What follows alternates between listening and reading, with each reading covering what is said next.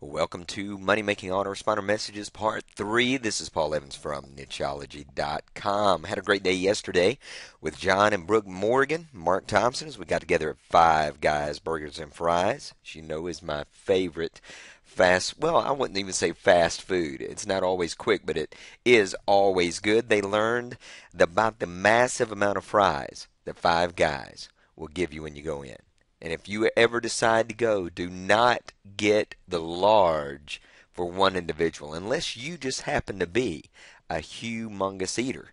But 1 cup of large fries is enough for 3 or 4 people. As they learned, and they ordered large fry each. And as I stepped up to order a regular fry for myself and business partner Mark, they said that other couple ordered 2 large fries. There's going to be plenty. I said, I know they need to learn their lesson. They went home with about 50 pounds of fries. Anyway, on to part 3, number 8 in this series of 10. Focus on the subject line. When you want to make money with your autoresponder, you've got a sequence of follow-up messages. You need to make sure that you are focusing on the subject line. Now, all elements of the email are important, of course. But the reason you want to focus on the subject line is they'll never read your message if they never open it. So if people don't like what they see in the subject line, they're not enticed to click and they won't open your message. On the other hand, if your headline is attention grabbing, they can't help but click on the message to see it. And so that's how you want to think about your subject line, as a headline. And then once they've opened your email, it's going to be that much easier to build a relationship with them. Number 9, study autoresponder messages that you have responded to. As a marketer, chances are good that you've been receiving emails from all kinds of lists and all kinds of people. Now, did you notice that you open some emails more than others? They tend to be the same person over and over and over again. Now, you can learn from this. Part of that is that you might like the individual, know the individual. You've come to trust the individual.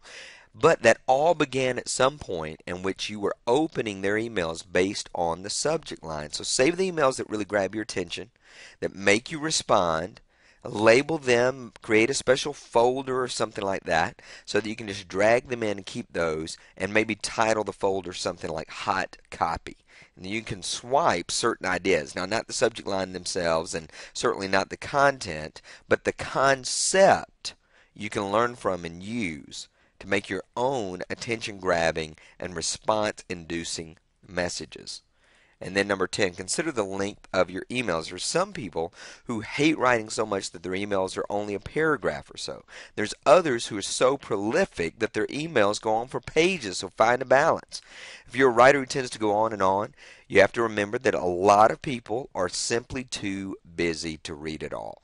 They don't have time to read those long emails. On the other hand, if you've not been providing enough value or making enough effort and your emails are too short, well, people don't like that either. So find that balance. Well, that's it for this 3-part series. Not a ton of overload, but 10 practical principles for you to learn from. Remember, this isn't just for information, it's for application. Until next time, this is Paul Evans from nicheology.com. Find your niche, build your list, launch a product. And don't forget, success is not an accident.